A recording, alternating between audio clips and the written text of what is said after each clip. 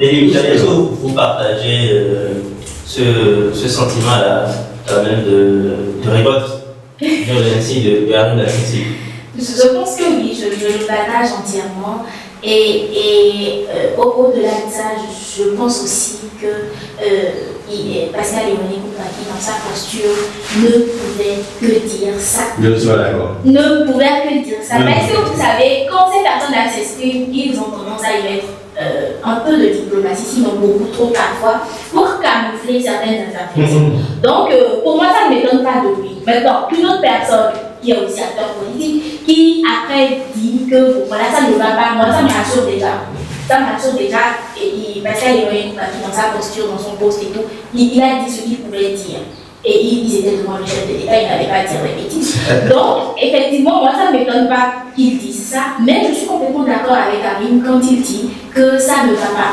Et je l'ai dit plusieurs fois sur ce plateau, ces problèmes-là vont continuer quand les dirigeants africains, les autorités politiques béninoises vont continuer à envoyer leurs enfants à l'extérieur pour étudier. Parce qu'ils ne ressentent pas la douleur de ce que les personnes, les citoyens lambda ressentent au quotidien.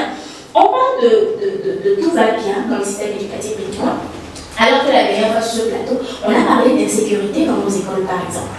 On a parlé d'insécurité dans nos écoles où il y avait un cas de perte de vie humaine, au moins 4 ou 2 élèves. Donc je pense que c'est suffisamment grave de dire que tout va bien.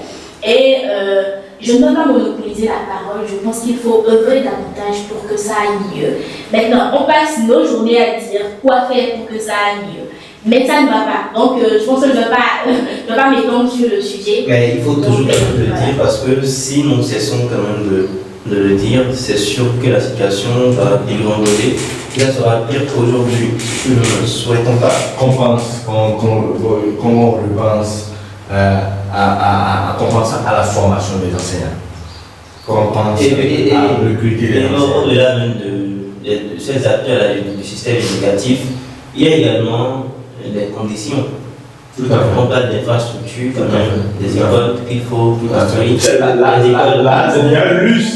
Voilà, c'est déjà Il faut des encouragements. Parce que nous avons aujourd'hui, avec la petite enquête que j'ai menée, de ces écoles-là qui concentrent dans une seule classe au-delà de 60 élèves, 70 élèves, 75 élèves. C'est un même enseignant. Ce n'est pas du tout. Un enseignant qui se tape plus de 26 heures par semaine. Et qui se fait appeler aspirant. Et qui est devant, qui a peut-être 5 classes, et dans chaque classe nous avons 75 élèves, etc. Donc je pense qu'il y a encore à faire et les autorités sont à l'écoute et nous souhaitons vivement qu'ils le fassent.